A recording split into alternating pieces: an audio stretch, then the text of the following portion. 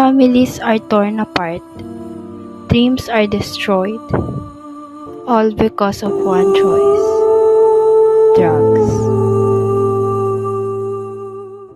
Drugs promise escape, but in reality, they steal your freedom, your future, and your life. It starts with one try and ends with regret. Did you know that drug abuse affects not just your body, but your mind, your relationships, and your goals? The short-term high isn't worth the long-term damage. We all have the power to say no, to choose life over addiction, strength over surrender. Let's be the generation that lifts each other up, not brings each other down. Be a voice, be an advocate, say no to drugs, and yes to a better future.